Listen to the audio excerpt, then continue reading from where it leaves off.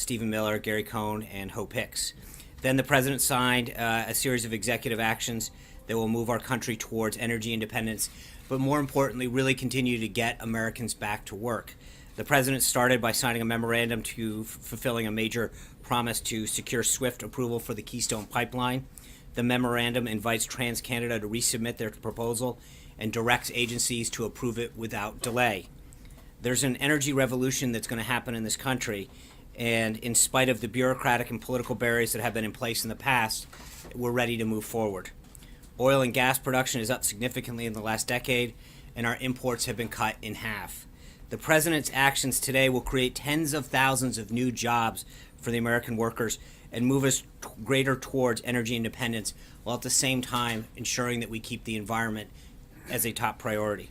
The president also signed a memorandum regarding the Dakota Access Pipeline. This memorandum directs agencies to expedite reviews and approvals for the remaining portions of this pipeline, which the previous administration held up for political reasons. The $3.8 billion pipeline, already almost 90% complete, will carry over 500,000 barrels a day of crude oil from areas in North Dakota to oil markets in the U.S. And in both of these areas, as the president remarked this morning, he's going to ensure that we continue to negotiate in both areas to provide the best deal for the American taxpayer. The president signed an executive order establishing a framework for expediting environmental reviews for high-priority infrastructure projects. Delays and other inefficiencies in the environmental review and permitting process are severely impeding critically important projects that will help us remodernize and rebuild our nation's infrastructure. This order will help put an end to the crippling delays caused by bureaucratic red tape. The president also signed a memorandum requiring the Commerce Secretary to submit a report recommending how best to streamline manufacturing permitting. The president has been hearing from manufacturers that excessive regulation are driving them out of the U.S. As part of his commitment to making America work again, the president has directed the Commerce Secretary to reach out to manufacturers and the public to identify regulations that are hurting them from moving forward. The president also signed a memorandum directing the Commerce Secretary to lead a study looking into building the Keystone and Dakota Access pipelines, as well as any other future pipeline with U.S.-made steel and pipe and accessories. This is the first step in the president really delivering on his campaign promise to put American steel back at the backbone of the U.S. economy. The U.S. has lost nearly one-third of its manufacturing base since 1997, even though the country's population has increased by 50 million people. We're going to rebuild our infrastructure, and we're going to do it with American workers and with American resources. As many of you recall, the Buy American theme was a major part of the president's inaugural address. This is clearly an immediate action and an extension of that promise that he made to the American people last Friday. We sorely need these infrastructure jobs. According to the National Association of Manufacturers, without improvements to our transportation systems, quote, the United States will lose more than 2.5 million jobs by 2025. Creating jobs and boosting wages is the president's top priority, and has been made very clear over the past 36 hours. This is an area where he's taking immediate action. At 1 o'clock, President was speaking with Indian Prime Minister Modi. We'll have a readout as soon as that's available. If we can get it to you during the briefing, we will. This afternoon, the president will hold a bipartisan meeting with key Senate leadership, including the majority leader, the minority leader, the majority whip, and the minority whip, to discuss his nomination for Associate Justice of the United States Supreme Court. As he noted earlier today, he intends to have a decision by the end of the week and an announcement early next week. The president has made it incredibly clear that he will appoint justices who protect our liberty and hold the highest regards for the Constitution. He continues to carefully consider potential future justices based on their commitment to upholding these principles. This meeting is an important opportunity for the president to consult with Senate leaders from both sides of the aisle on his potential choices for the bench. As you may have heard, Speaker Ryan extended an invitation to the president to address a joint session of Congress on February 28th. I'm pleased to inform you that the president has accepted that invitation, and he looks forward to sharing his plans for moving the country forward. I have a feeling by the time we get to February 28th, we will have a lot to talk about. It was great to see the nominations of Dr. Carson, Secretary Chao, Mr. Ross, and Governor Haley were advanced out of committee today. Just as a reminder, by the end of the first week of President Obama's first week in office, he had 12. So Senate's got a little catching up to do, and I hope the Senate Democrats do their job and help us catch up to that number. One quick follow-up on our storm relief efforts that have plagued the Southeast. White House staff is in touch with officials in the states and will continue to provide assistance to the recovery. A FEMA team is on the ground in Atlanta, Georgia to support response and recovery activities. FEMA liaison officers have been deployed to emergency support centers in both Mississippi and Georgia for response activities. With that, I'd be glad to take a few questions. Sure. Jim Stinson, LifeSet. Today, immigration enforcement organizations and activists expressed concern that they haven't seen immediate action on DACA and DAPA. I was just wondering, that was a key campaign pledge of President Trump on the campaign trail. When can people expect action on that? It wouldn't require. It would only require stopping. Renewing the applications. Wouldn't actually be retroactive against anyone. So what's the holdup? Well, as I think I mentioned yesterday, I think when it comes to immigration and the promises that the president made during the campaign to both ensure that we build a wall and enforce our southern border, as well as reform our entire immigration system, his priority is first and foremost focused on people who pose a threat to people in our country, to criminals, frankly. And that's where he wants ICE to focus their efforts. With respect to DACA, I think he's continuing to make sure that his cabinet-level team starts to organize and create a plan to move forward with respect to that issue, and that's where we are right now. David Jackson. Sean, there are stories out there that the EPA officials have been gagged from talking to the press, talking to the media. Basically, it's the gag order. It's the same kind of thing we had from the Interior Department over the weekend. First of all, is that true? And secondly, why is that being done if it is? Yeah, I don't know. That story literally is breaking as we were entering the briefing room. We're looking into it. I don't think it's any surprise that when there's an administration turnover that we're going to review the policies. But with respect to the question you're asking, I don't have any information at this time. We asked the team to go look into it as we're entering the briefing room. And if I have an update while we're here, I'll be glad to get back to you. The Interior Department, did they have the same kind of thing over the weekend? Supposedly they were banned from tweet. I read that. My understanding is that because they had inappropriately violated their own social media policies, there was guidance that was put out to the department to act in compliance with the rules that were set forth. Steve Holland. Ron, in signing the orders on Keystone and Dakota Access this morning, he said he would like to renegotiate some of the terms. What exactly was he talking about there?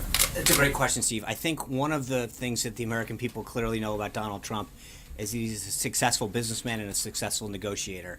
And as he looks at these deals, what he's trying to ensure is that these projects that are great in the sense they're going to create jobs and help our economy, but in a lot of cases they're going to make these organizations a lot of money. And what he's ensuring is that the American taxpayer gets the best deal possible.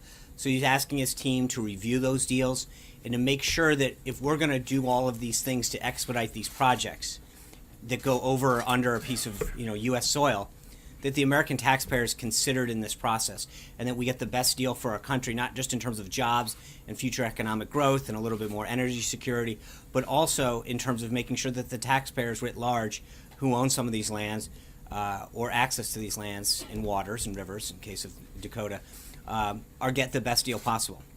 Charlie Sparing.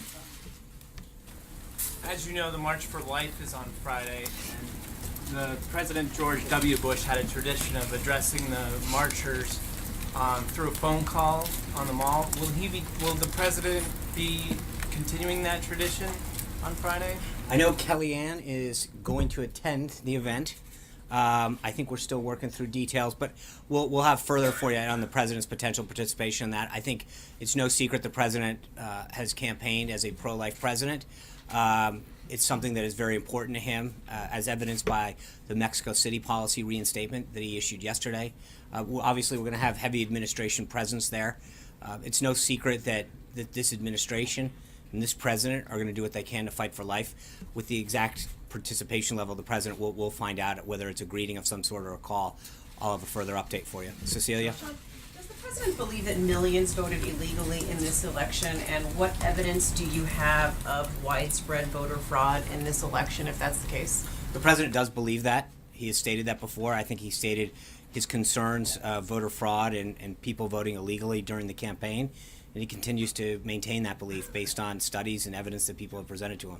Exactly what evidence? I- Well, I- Speaker I'll- Ryan today said there's no evidence. The National Association of Secretaries of State say that they don't agree with the president's assessment. What evidence do you have?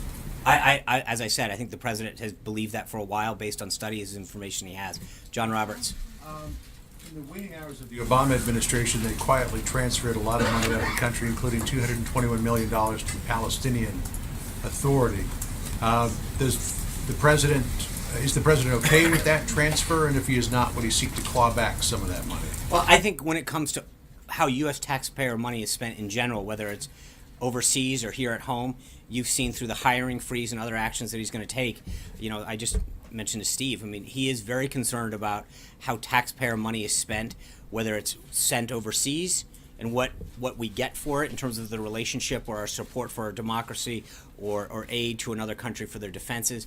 But he's going to be examining all aspects of the budget and how we look at all money, because I think that there is a newfound respect for how the American people's tax dollars are spent in this administration. And I think with his background as it is as a businessman and one who scrutinizes projects to bring them under budget on time, he's bringing that business acumen to the White House to the benefit of the American taxpayer. Is he okay with that particular No, I transfer? don't think I want to go any further to say that he is going to make sure that every deal, every dollar that is spent on behalf of by the government is done in a way that respects the American taxpayer.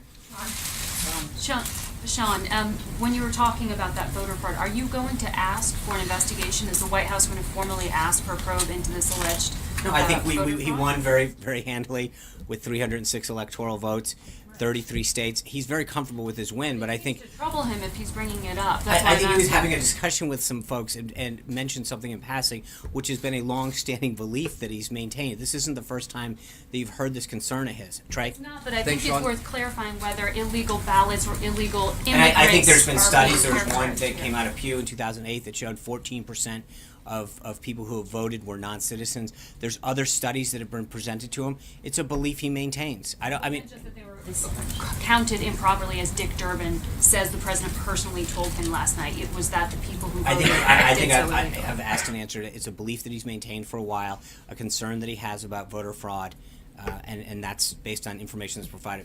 Trey.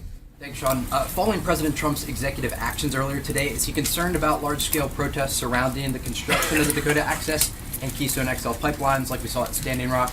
And how will he address the concerns of those who oppose those plans? I think he is going to make sure that he is looking or working with all parties involved, and that's part of to Steve's question.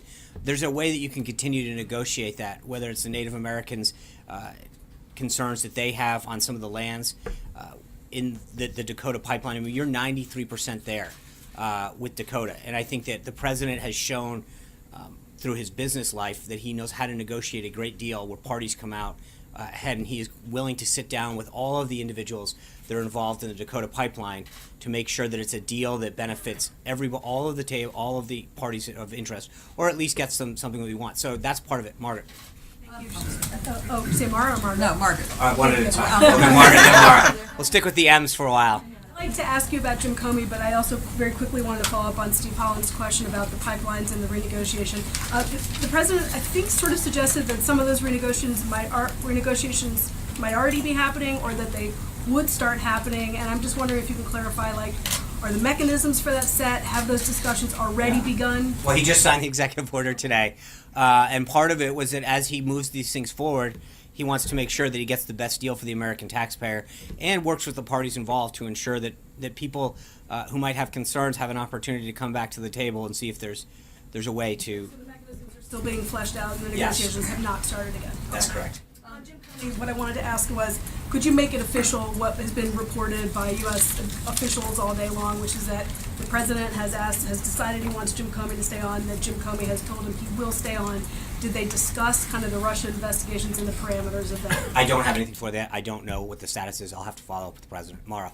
Okay, just the question about the hiring freeze yesterday.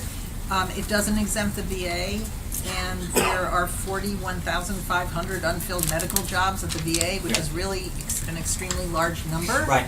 The VA was one of his top Right. priorities, so he's now Remember, hiring. it's a freeze. And part of it is to ensure it's hold on, but part of it is to get our VA secretary in there, and to figure out how we can best, because hiring people when you have a system that's not working, and then just going out and hiring additional people doesn't seem to be the most efficient way of solving the problem. What we need to do, whether it's the VA or any other agency, is make sure that we're hiring smartly and effectively and efficiently. And I think the VA in particular, if you look at the problems that have plagued people, hiring more people isn't the answer. It's hiring the right people, putting the procedures in place that ensure that our veterans, whether it's healthcare or mortgages or the other services that the VA provides to those who have served our nation, get the services that they've earned. And right now the system's broken. So the freeze is meant to pause, allow there to be an analysis of what can make this better.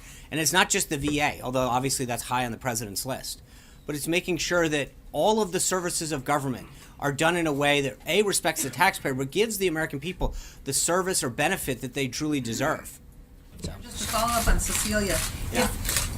if 3 to 5 million people voted illegally, that is a scandal of astronomical proportions. Doesn't he want to restore Americans' faith in their ballot system? Wouldn't he want an investigation of this? Well, I mean, again, this is huge but Mara, scandal. as I've noted several times now, he's believed this for a long time, and I His think he belief won at all. fairly overwhelmingly. So he's not. And look, we'll work. I'm asking you, why not investigate something Well, that is, maybe we will. the biggest scandal in American electoral history? 3 to 5 million people voting illegally? I think we'll see where we go from here. But right now, the focus that the president has is on putting Americans back to work. It was a comment that he made on a long-standing belief in the back. Yeah. Yes. Mr. Trump's campaign, he talked a lot about banning Muslims from coming into the country and extreme vetting in his process. When can we expect him to take action on this? I think that's going to be one of the things that he looks at. His Department of State when Rex Tillerson gets confirmed, and some of the other departments in Homeland Security, and trying to put together a place that enacts this extreme vetting. But I think the interesting thing about the question that you're asking is that we're sitting here today with two confirmed, or with three cabinet with Mike Pompeo last night. But we're sitting here asking where the president's agenda is moving forward at a time when Senate Democrats are holding up, a massive amount of this cabinet. Do you think they're doing it purposefully? Oh, absolutely. There's no question about it. When you look, let's walk back a second and remember that Chuck Schumer put out a statement saying that they had an issue with 8 or 9 of them.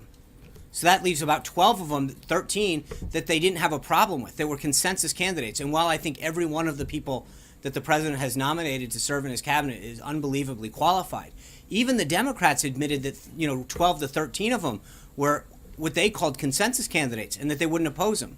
And yet here we are 2 days in. Hold on. Do you have a message to those Democrats? Let's get it done. I mean, our country's economy and safety is at stake. We have a continuity of government in place to ensure that we can continue to protect and preserve this country and move business forward. But the reason that you have a confirmed secretary or director or administrator is to make sure that you can enact the agenda that the president campaigned on. And I think that every minute that we stall is a moment that the Democrats should have to answer for. Yeah. Okay, I'm Anthony Harper, the Intermountain Christian Newspaper and the Christian Newspaper Association. And Israel leaders in the Knesset, I'm aware of, are concerned about the misuse of U.S. tax dollars going to UN schools that are inciting kids to violence against the Jews. What do you think President Trump, how would he respond to these Israel leaders? They're MK leaders Sharon Haskell, Yehuda Glick, and Dr. Eliza Levy. I recently had interviews with them. Their concerns are very serious. So they would want to know what President Trump, or how he would respond to the misuse of these. Well, tax I think I dollars. would go back to what I said to John a minute ago, which is that I think he has tremendous respect for how tax dollars are spent. But then I would mention again, I mean, we need a UN ambassador. We need a Secretary of State. There's a lot of these things that can start to happen under the direction of the new leadership that's being held up right now. Thank you. Tara. Is the president open to the idea of choosing a mainstream candidate like some of the Democratic congressional leaders are urging him to do today? For what? For a Supreme Court nominee. I think that defines. I think he's been very clear about his priorities. He's put out a list during the campaign of individuals that he would consider. But I mean, I think it's pretty mainstream to support the Constitution.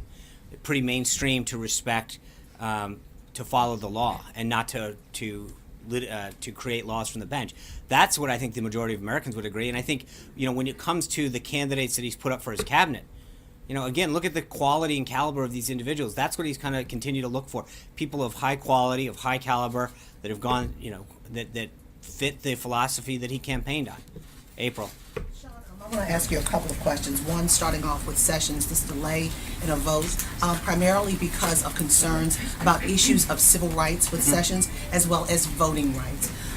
Yesterday, you talked about issues of race, dealing with Congressman John Lewis and his statements, and also the bust. What do you say when people are once again bringing up the issue of race and voter fraud when it comes to Jeff Sessions, this man that President Trump has so much faith in to lead the Justice Department?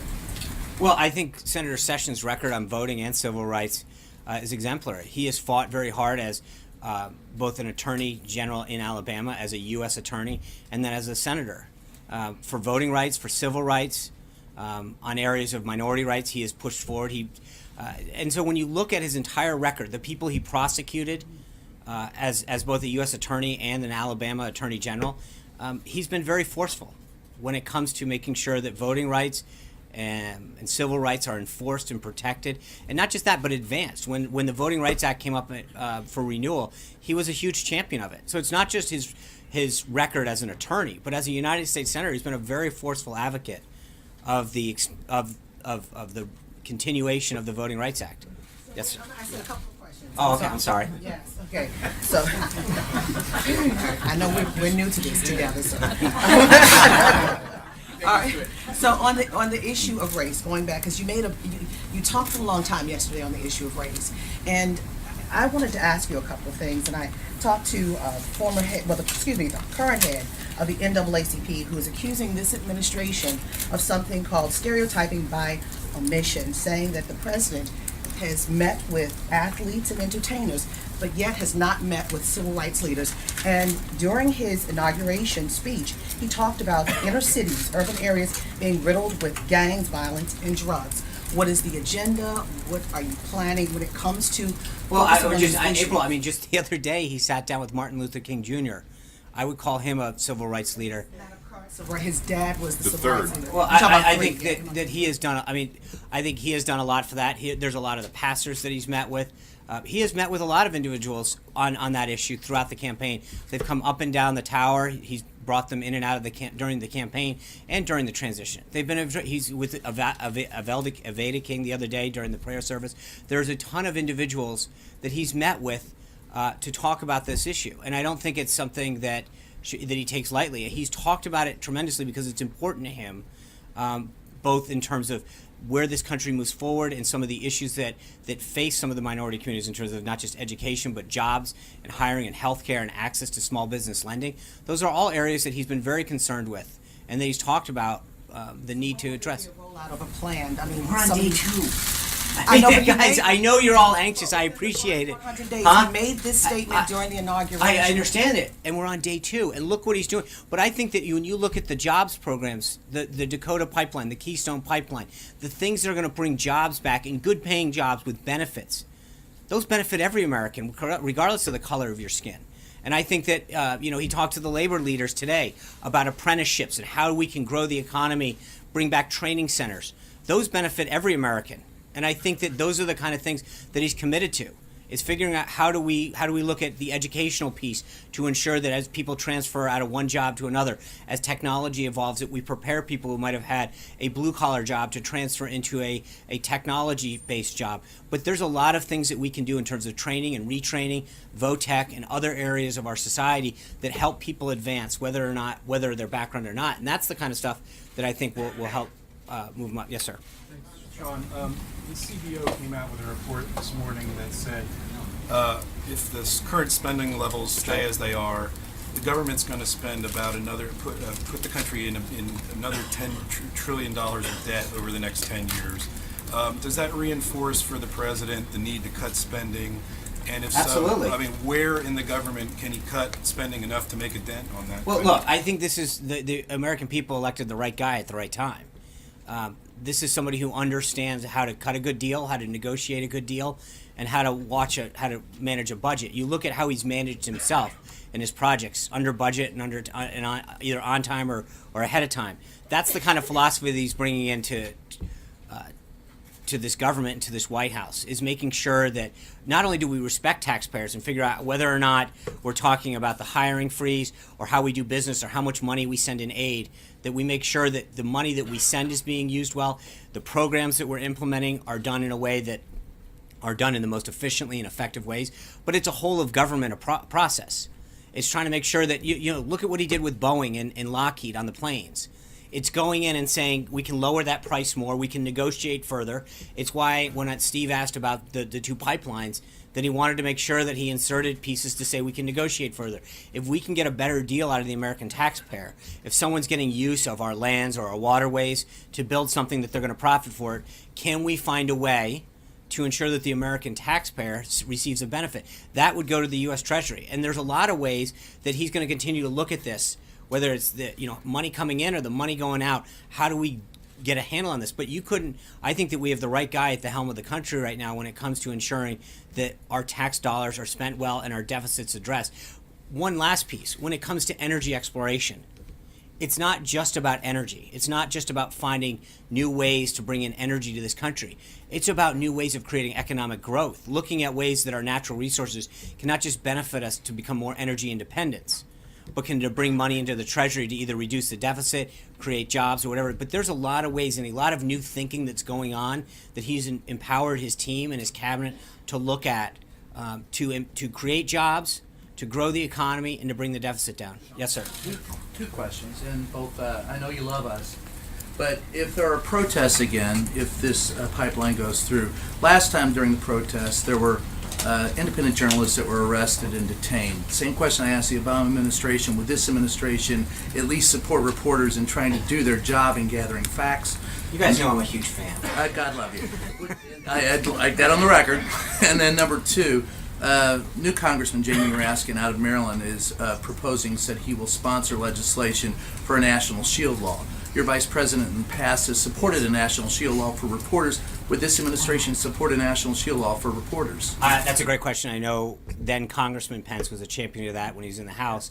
I have not asked. It's a great question. I'd be glad to follow up with you on that. Yes, sir. Thank you very much. Richard Latendresse, TVA Canada.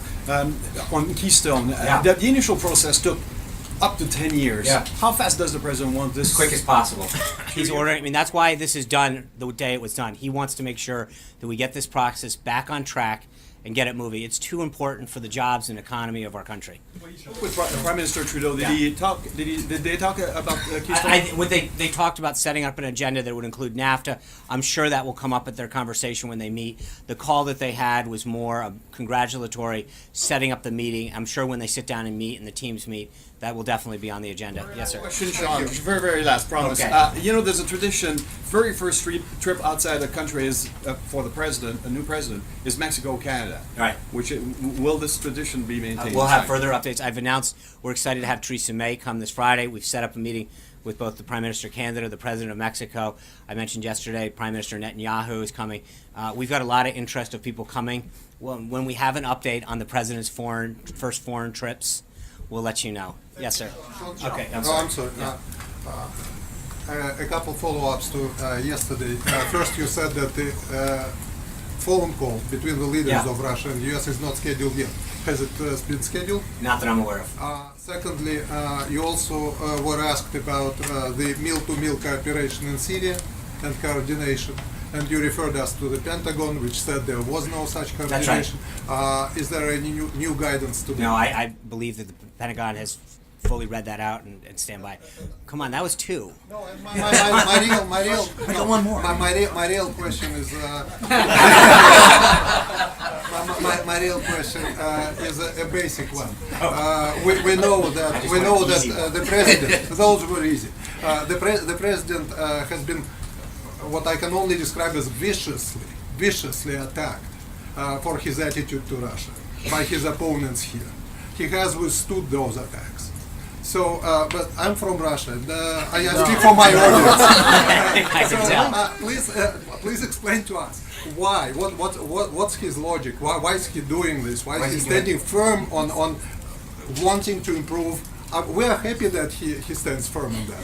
But please explain to my audience his reasoning for believing that we can do it together. Because I think he's a great deal maker, and he's going to do what he can to fight on behalf of this country. And if a deal can be found, whether it's fighting for American taxpayers or working with another country to protect our national security interests or economic interests, he's going to make a deal that's in the best interest of this country. Thank you. Yeah, Jeff. You said the president believes that there was voter fraud. I wonder if you believe that. You were at the Republican National Committee at the time, and Chief of Staff Reince Priebus was the chairman of the RNC at the time. Do you believe there was widespread voter fraud? My job And is do not. you- Look, how can he be comfortable with his win if he believes He's very that there comfortable was with his 3 win. million votes? Maybe he didn't win. No, it. he's very comfortable with his win. It's an electoral-based system. He got 306 electoral votes. 33 of 50 states voted for him. I think, look, Jeff, I've asked him to answer this question twice. He believes what he believes based on the information he's provided. Yes, ma'am. What does that mean for democracy, though, Sean? What does that Thanks, mean? Jeff. If he Ma'am. does believe that, what does that mean for democracy? It means Sean? that I've answered your question. Have you? Irish television.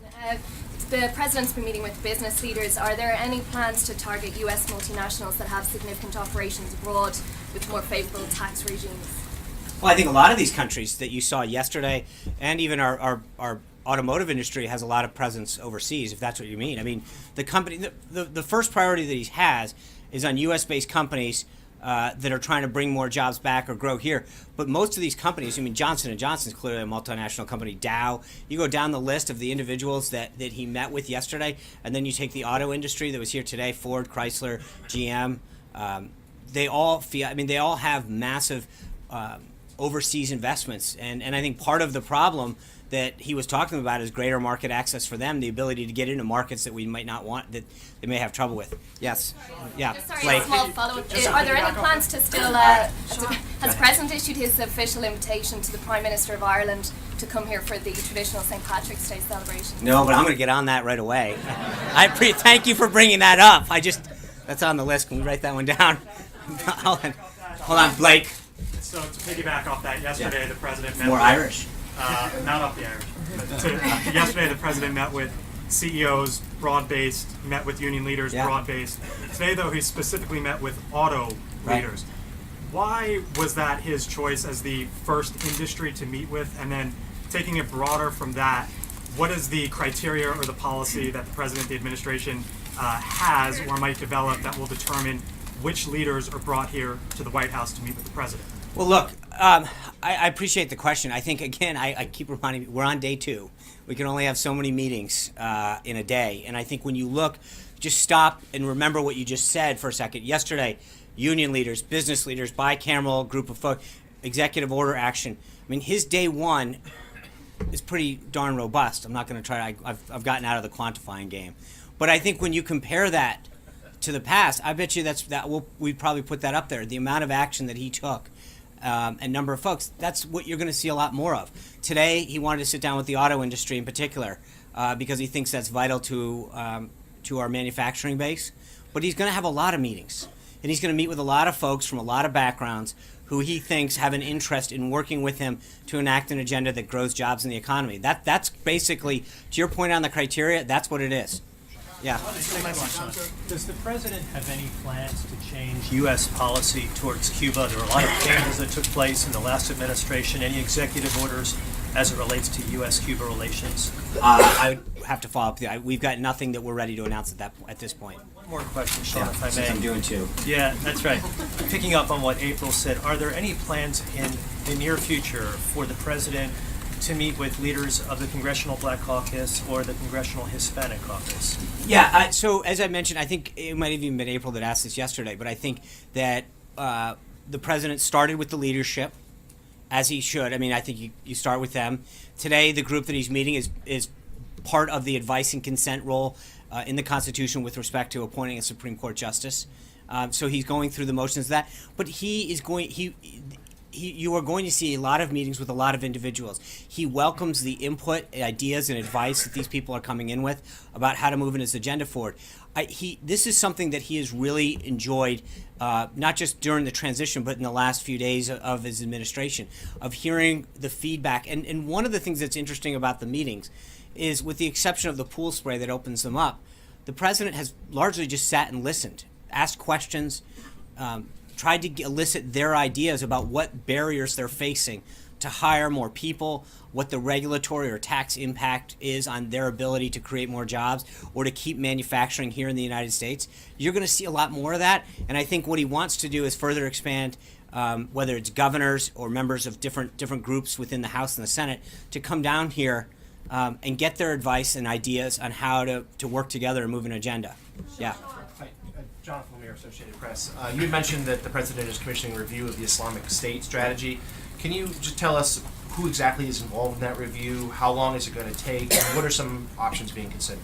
Well, I don't want to get too much in detail. I think obviously there's a lot of the key individuals, not to get back on my high horse here, but I think a lot of the individuals that are going to be part of that process, he's got some of his senior staff on that process now, but obviously a Secretary of State, a CIA director, a UN ambassador. There's a lot of folks that, have not been consulted yet because they haven't been confirmed. They have in private, but I think they need to get together, get confirmed, get in their respective departments, agencies, and be able to help get with their staff and provide feedback.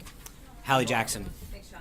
Two topics for, if you don't mind. Yeah. First one, and really not to belabor a point here, but you said that the president has believed for a Right. while that there is widespread voter fraud. But only 4 days ago did he get the power of the presidency to be able to do something about it. So why not definitively say that he will investigate if he believes, in the administration Right. position, is that there was massive voter fraud? Well, first of all, the comment that he made was he said 3 to 5 million people, could have voted illegally based on the studies that he's seen.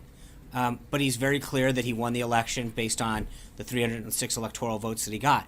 We're here on day 2. I think let's not prejudge what we may or may not do in the future. If he lost, would he be upset? Of course he'd be upset. Who wouldn't be upset if they lost? But he's not upset. I mean, about the vote. No, but I mean that's not how the election is held in our country by electoral votes. He won overwhelming with 306 electoral votes, the most since any Republican since Reagan. He's very comfortable with the depth and breadth of the support that he got from the American people and the 33 states that voted for him, the 9 of 13 battleground states, the 2,600 counties. He's very, very pleased with that. Yeah. Keystone, Sean, just one more on Keystone, the second topic, just quickly on the pipelines, if you don't mind, Sean. I know, you're right. Yeah, Thank you. You get two. On Keystone, when you look at the Dakota Access Pipeline as well, given the president's former business ties, his last financial disclosure showed that he did have some stake in Energy Transfer Partners. He has The sold it. CEO, he sold most of it, but there's still, at least from his last disclosure, still thousands of dollars that he has. Can you just reassure the American people that there were Thousands no of dollars conflicts? for a guy who's a multi-billionaire isn't I don't think that's at the top. I don't know that that's true. No, Sorry I don't about know. conflicts, what But I would you mean, huh? Excuse me? To those concerned about potential conflicts, Look, what would you I say? think he has no conflicts. By law, he can't have conflicts. And I think the president has gone above and beyond, as was outlined at the press conference a couple weeks ago, his efforts to make sure that his focus is entirely on the American people and bringing back jobs and growing this economy. Yes. The president recently said he thought NATO was obsolete. Does he share the view of Secretary of Defense James Mattis, who said yesterday Washington has, quote, an unshakable commitment to the alliance? Well, I think I've addressed this before, that the president is very clear that as it's structured now in terms of the output of NATO, he doesn't feel as though it's doing what its mission was set up to do or that it's being particularly effective. I think that Secretary Mattis and others have some ideas about how to reform and make organizations like NATO more effective and benefit the amount of money that the United States is putting into, whether it's NATO or the UN or other organizations like that. But I think he's not pleased with what he sees in terms of the U.S. contribution and the output that's getting. Yes, sir. Thanks, Sean. Legislation from Senators Collins, Senator Cassidy would repeal Obamacare but allow it states that want to opt in to continue to have it. Would the president support that type of legislation? And if he did, would that go back on his promise to have a full repeal of the law? Well, I think first and foremost, let's get back to what his goal is. I mean, we're working with Congress. Some of those conversations started last night. Staff has been working on a plan to repeal and replace. His goal, first and foremost, is to make sure that we give the American people a healthcare system that's affordable, more accessible, more doctors, more plans. That's what his goal is going to be, how a state chooses to implement that. But I think right now, the idea that we've had these mandates requiring people to get things that's driven out competition and driven up cost is not a healthcare system that he's pleased with and wants to support the repeal of. Kristen. Sean, thank you. I just want to be clear about this investigation because it seems like you potentially opened the door for one. Have you discussed with the president the Which possibility investigation are you referring of to? possibly investigating this voter fraud? No, I didn't. I did not. No, I did not. You said it's possible. No, of course, anything's possible. I think at some point, look, I was asked a question. There is no investigation. I said it was possible. Anything is possible. It was a hypothetical question. My point to you is that to ask us on day 2, he made a comment last night on something that he has believed and said for a long, long time. And the question that was asked to me is whether or not, so it's been asked and answered. I'm not. And I have one on foreign policy. I'm Does sure. he support Israel has approved the settlement of 2,500? I think that he has asked his team to get together. He will meet with Israel. Continues to be a huge ally of the United States. He wants to grow closer with Israel to make sure that it gets the full respect that it deserves in the Middle East. And what he's going to do is, as I mentioned yesterday, we're going to have a meeting with Prime Minister Netanyahu. We'll continue to discuss that. Does he support the expansion of settlements? I will, like I said, we'll have a conversation with the Prime Minister. Thank you. Thanks, Sean. Jordan Fabian from The Hill. During the campaign, President Trump said he wanted to fill up the Guantanamo Bay prison with bad dudes, and I'm wondering if the White House is formulating a plan to do that. Has the President directed the armed forces to start arresting terrorists overseas and bring them to the prison? We have nothing on that right now. Yeah. Sean, thanks. I have 2 questions related to the Supreme Court and today's meeting with Senate leadership. First, can you talk to us a little bit more about what the goal of the meeting is? It sounds like he's closing in on a decision. Will he be sharing with them a short list of his final choices? I'm not going to. Yeah. But one quick correction. I mentioned 2 individuals at the beginning. The only attendees are Senator McConnell's, Schumer, Grassley, and Feinstein. I falsely mentioned the whips, and they're not going to be attending. That being said, look, the idea is to hear their input on what they want, how far he wants to extend himself on where he is on his thought process. But I think he wants to hear what they're looking for in a judge, maybe any ideas that they have. Yeah. For that, Sean, when Senate Democrats changed the filibuster rules in 2013, they specifically exempted the Supreme Court nominations from that. Right. Would the president encourage Senate Republicans to consider lowering? Well, I think that he's going to appoint a quality associate justice that hopefully will achieve overwhelming support. So I think his goal is that he's going to choose someone who hopefully I think everybody recognizes is a jurist that's going to adhere to the Constitution and not legislate from the bench, and that should achieve bipartisan support. Given your frustration with the nomination process so far, is that something he would recommend to Republicans that they consider? Look, I think we're early in this process. He's going to hear from them tonight. So I want to thank you all. I'll see you all tomorrow. Take care. Have a good one. Sean.